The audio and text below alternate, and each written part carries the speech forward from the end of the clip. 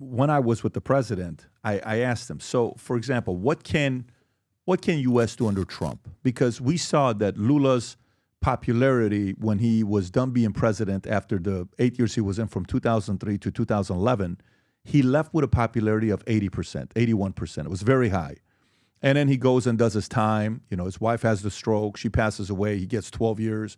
Alexandre de Moraes comes in, takes him out. Bolsonaro wins in 2018. And then they bring him out to make sure he beats, you know, Bolsonaro, and boom, the rest is history. But I asked him the question, I said, so now Lula's popularity went from 80% to 24%, the lowest it's ever been in Brazil. It's not a good thing. Brazilians don't like this guy. Coffee is expensive. Everything is expensive right now. They're going through it. What is the opposite of what CIA did to hurt? Meaning, so now how does Alexandre de Moraes or X, which now I think they banned the Trump's network and Rumble, and now Rumble and Trump's network are suing Brazil. And while Lula's there, Alexandre's there, what can U.S. It doesn't look like this guy's afraid of anybody. It doesn't look like this guy, de Moraes, is afraid of anybody in the States. Do you think things can change in any way where Bolsonaro could run and win in 2026? Yes, if the U.S. is serious about applying diplomatic resources on the issue. There are many ways that can be done. Not sure this is the most appropriate forum for discussing them, but and there are actually two open threads that I did want to get to from what Nicholas just said. But the short answer is there are many things that the U.S. can do if the U.S. ambassador is serious, if the president is serious, if Marco Rubio is serious, and yes, much can be done. I'll leave it there. I think what you need is policy alignment, and then the appropriate organs to mobilize. Policy alignment where? Amongst Bolsonaro and U.S.? Well, you're going to need to synchronize all of the different facets of U.S. foreign policy when that can be done. No, let's stay on that. I'm curious. Yeah. What does that mean? I want to know what that means. You know, because for me, you're dealing with a country that out of their 11 Supreme Courts, only 2 are conservative. You're dealing with a country that out of their 81 Senate, only 22 are conservative. You're dealing with a country that out of 513 congressmen and women, only 130 are conservative. When you look at Bukele, Brandon, you were telling me earlier the fact that Bukele, the way he did it in advance. Yeah, he kind of set up his Congress before he became president, so he had everybody in his favor, the majority. So he looks like a dictator, but he just happens to have everybody on his side, so he has no resistance and a real beautiful setup for what he wanted to do with his policies. And that's a beautiful thing because he can just go in and say, here's what we want to do, right? Mm-hmm. In this case, this is a very different situation that he has. So if U.S. can't go and say, well, let's, what do we do with the Supreme Court? What do we do with Senate? What do we do with that? That's a longer term play. To me, short term between now and 2026, what can U.S. really do? Just doesn't feel appropriate. I'm just going to say it. I don't think that this is the forum to, but I'm happy to listen to you guys talk about it. It's just, yeah. It sounds so interesting. Yeah, one thing I can say is all Brazilians, Mike, all Brazilians, we are hopefully that this guy pays for what he's doing, because what we think, what we feel day by day is that he's the law and anyone can put him in his place. And he's just dobrando a aposta. He's just doubling down. He doesn't quit, never. So I agree with Mike. It's difficult to say what U.S. should do with a judge, a Supreme Federal Court judge, but we all hope that he pays for what he's doing, because he's doing very bad things with people. We didn't talk about the 8th of January yet, but there are a lot of innocents. They are still in jail. There are 17 years of jail, and he doesn't quit. He's just doing this because he hates the right wing, hates the conservatives, and the most, he hates Bolsonaro. they want to put him in jail for a fantasy coup. So we want to see like this guy paying for justice, you know. Mike, Dan Bongino got a job today. Is it the McDonald's job from Yeah, he he got took a over from McDonald's Trump job at the working with McDonald's? cash, right?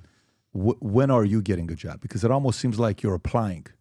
It almost seems like what you're saying, that my read on what you just did right now is, hey, the right person, you are a right person, you have a way of doing it, you could be the one helping out. Are you one, either in talks, or two, if you're not, are you open if they were to offer you something? Well, what I was getting into there was about, and one of the reasons I wanted to circle back to some of the things that we were just talking about and play some of these things for the world to see here is that we, like I mentioned, congressional committees on this who have subpoena power, who can do transcribed interviews of all the officials involved, who can use the power of the purse to slash budgets, who can do public hearings and put this all out. And prosecutors who in the U.S. who can take appropriate action to the extent that there's criminal wrongdoing. There is right now, agency by agency, the people at the top of the perch have been the people who have been punished by the system. But RFK is at the head of HHS. Cash and now Dan Bongino at the top of FBI. Time and time again, we've seen this. Dr. Jay Bhattacharya at the top of NIH. I think that there is an American interest in pursuing this and the weaponization of the foreign policy establishment and its covert and overt capabilities and its NGO capabilities to go after Bolsonaro as a way of going after Donald Trump. And so I mentioned this phrase, stopping the international exchange of ideas between Trumpism and Bolsonaroism. So on that piece that I pulled up before, the Foundation for Freedom Online Brazil report, you'll actually see that's a direct quote. I think actually just if you scroll down or you just run a Control F for exchange, you'll see this. There you go.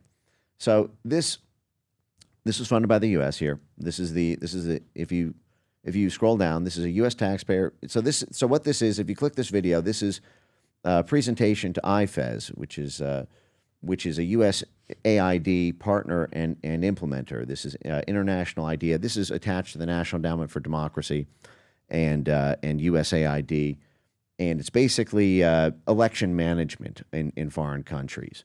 And you'll see here are U.S. taxpayers paying international idea. They get all their money from Congress through a State Department contribution. So this was back in 2021, 2022. And if you just play this, you'll see what the thought process was ahead of Brazil's election for how our own NGOs were weaponized to go after Trump by going after Bolsonaro.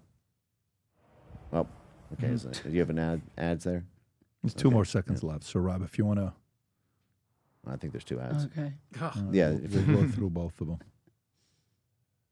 Forward to your words of wisdom on how we can build up society's defenses against disinformation, and more specifically, on which measures have proven most effective. This is international idea. This is our. Sure, would address.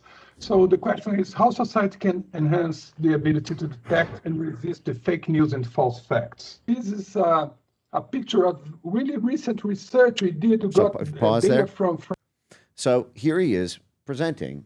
This is hosted by us, U.S. taxpayers, and I published this years ago, right? I published this 2.5 years ago at this point. Similar keywords on the Brazilian and U.S. populist right on Parler, and you'll see it's Trump, election fraud, irregularities, the very things that people in Brazil were prosecuted or banned from being able to talk about. They grafted off of the model of something that was done here in the U.S. ahead of the 2020 election when DHS partnered with groups like EIP, the Atlantic Council, Graphica, 2 of our universities, to censor Americans' ability to talk about election voting machines. And then we systematically trained the Brazilian judges to do the same to stop Bolsonaro. And I can walk you through that whole process.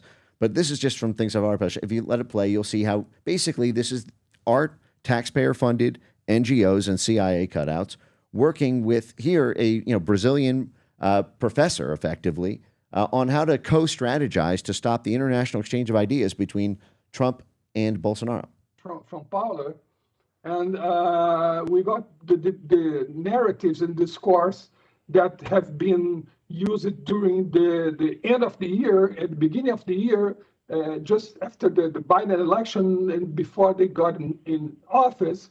And the extreme right used mostly these kind of words to sustain their research and strategy to harm democracy and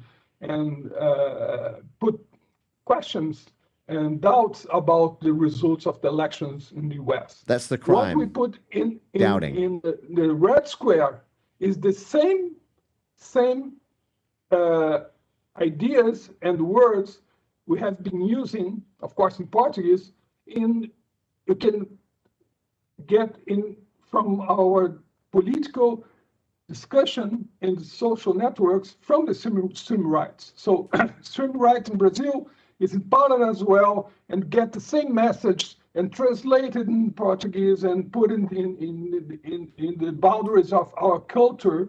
But basically, they are reproducing the same narrative, the same discourse. And if you get information, the same information from social networks like Parler from Europeans, you get mostly the same kind of words like fraud, stop fraud, suppression, irregularities, and so forth. So that's what I'm saying, that it's not only an engineer that goes through different platforms, but also it's an international movement to exchange ideas that harms democracy. I got this, Mike. Go for it. So this makes sense. So these words are the words that they're both worried about.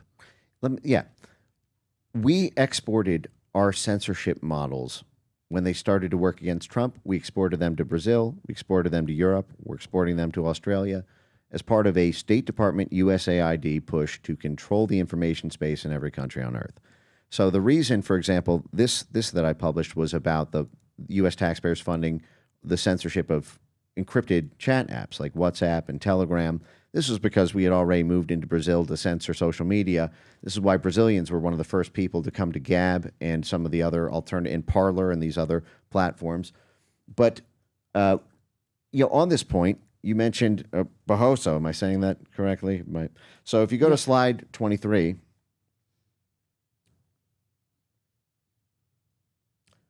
Barroso. Yes. That's him. Yes. So this is NDI. NDI is the DNC branch. It's the CIA wing of the DNC.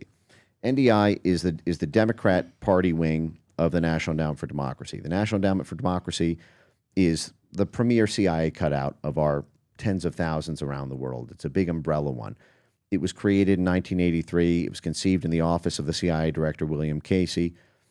The CIA had gotten in a lot of trouble just a few years earlier when the heart attack gun was held up in front of Congress. The Democrats hated the CIA. Ronald Reagan wanted it back. They couldn't get that approved. They couldn't get the powers back because Democrats controlled the lower house of Congress. And so they came up with an idea to create the National Endowment for Democracy, to have an outside NGO funded by the State Department where all the grants are reviewed by the CIA, go out and be the operations arm, basically a plausible deniability layer for the CIA, the same way the CIA provides that plausible deniability layer for the State Department. They have four core force. IRI, which is the Republican branch of the CIA, of the NED. It's the International Republican Institute. It was founded by John McCain, who ran for president in 2008, the Republican nominee. On its board are people like Mitt Romney, who ran for president in 2012. Basically, until Trump, you had to be IRI if you wanted to run for president in the Republican Party. On the Democrat side, it's called the other political core for is called NDI, the National Democratic Institute, who was the Hunter Biden, for example, is on the chairman's advisory board of the NDI. If you've ever heard me talking about the wonderful CIA world of Hunter Biden, but NDI again is fully funded by the U.S. government. They get hundreds of millions of dollars every year. They are notorious for regime change and organizing street riots, penetrating the unions in countries, penetrating their for-profit companies, penetrating academia, mobilizing student youths to take to the streets. And here you have the NDI senior elections advisor encouraging Brazil's top judge, Barroso, to, if you just play this clip here in this rumble, you'll see. this again. So we're paying. How long is it? You can just play like the first 30 seconds to get the idea of it. And you can, if you need to mute that for the ads for a second. I just want to show you that all of this is meticulously, forensically detailed. Yeah. This will go out to all the panelists, and just feel free if you have some strong feelings about it to answer, because I did want to talk a bit about something that we know about. Disinformation campaigns have often specifically targeted women and marginalized communities. We want to hear from him, right? Hostile online Can you fast forward to when he speaks? Right? Well, you'll see what she. Online can you pause for a second? She presses him to do more to censor non-inclusive speech. Yeah. This is our taxpayer-funded CIA cutout pushing the top judge in Brazil to do more to censor. And in fact, if you can play that out, or if you I've got a million of these clips. We trained all their judges. I mean, I can show you. We trained all of Brazil's judges. Yes. It was in fact in the program, the banner program that coordinated this. They said one of the specific reasons they did this is so that these judicial institutions, what they call them EMBs, election management bodies. This has been a big push since Trump won to control the judiciaries, because USAID in its charter is allowed to do so-called judicial reform to influence the laws and the judicial decisions in foreign countries. And so, you can, if you don't want to sit through this whole thing, but you can hear her say this is in the report with millions of other things, but I'll put this on my X account for folks, right after this. But if you want to go to the next slide, you'll see, if you want to just hear straight from the horse's mouth without having to skip around. So this is a presentation of the top judge in Brazil to the Wilson Center, which is the close partner and implementer of the U.S. State Department. It gets, I think, over 30% of its annual funds directly from U.S. taxpayers. It is one of our flank of State Department interlocutors. Nicholas, do you know who he is? Yes, of course I know. That was the guy that I told you here like 10 minutes ago, that he said that we defeated Bolsonaro, we defeated Bolsonarism. After that, Bolsonaro lost the elections. Yeah. Now, if you want to play that, I can give you a background. They did a whole war game for teaching them how to censor, a Bolsonaro post. The Wilson Center, the State Department funded Wilson Center, with them. But which clip are you talking about? Yeah, this one. If you want to just listen, if you just skip to the end of it, just do the last 45 seconds, and you'll get the picture of it. We brought them in for this.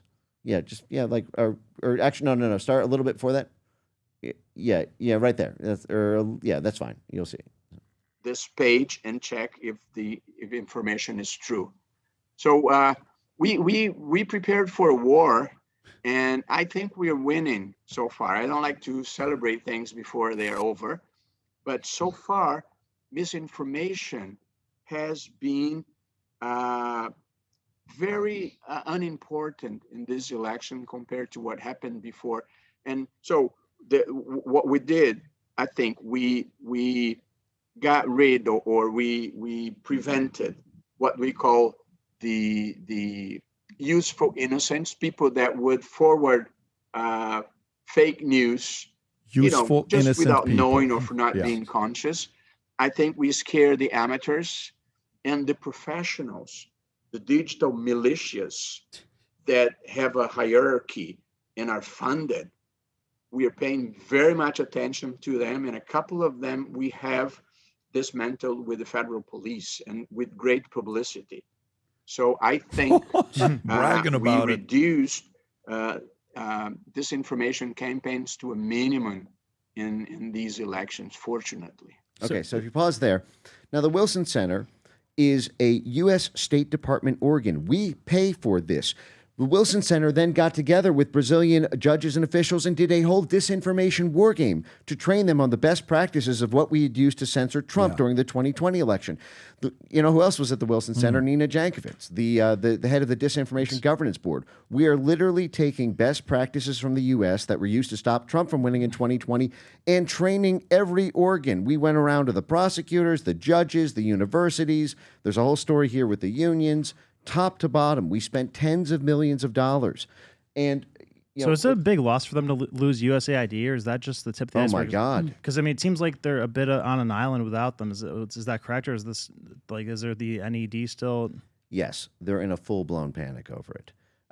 And now there's a question of if they can offset that through funding from the EU and other international bodies like the UN. They want to try to create sort of like replacement funding through the private donor networks, through the Soros networks and the Gates networks are going to have to pay, the Craig Newmark networks, the Piero Midyar networks, the Reid Hoffman networks may have to spend their own billions, to offset that. But they're also working with these in power. The censors in exile here in the U.S. are trying to get this funding to continue this work by partnering with foreign governments to get it now that USAID is down. But that is going to cost them a lot. Mike, let me ask you a question.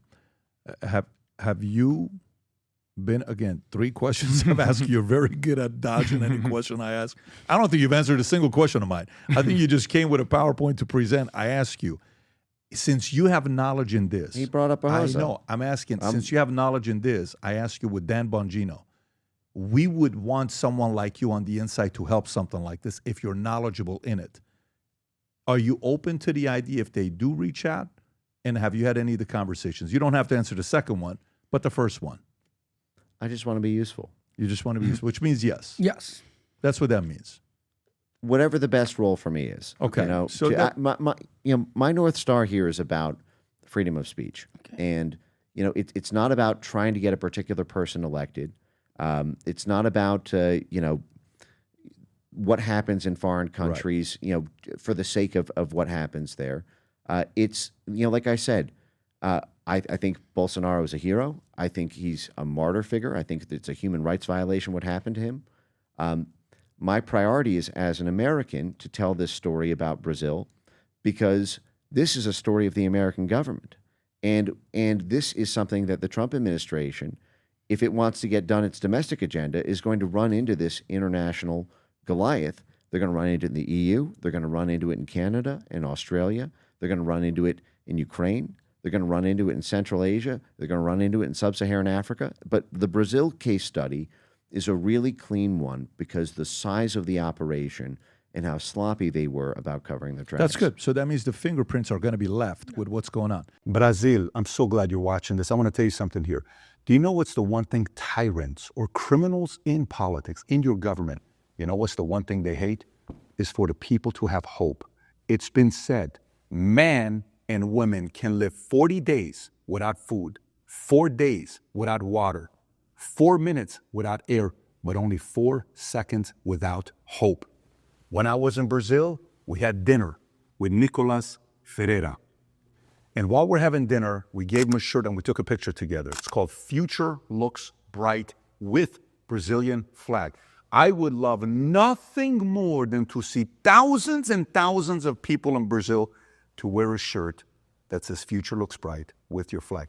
Just for Brazil, we made these custom shirts for you. If you want to inject the spirit of hope in Brazil, go place 1 order, 2, 3, buy it for your peers, your family. Click on a link below or go to vtmerch.com and sport your Future Looks Bright shirt in Brazil. Let the dictators, let the tyrants get so angry the fact that you are optimistic about the future.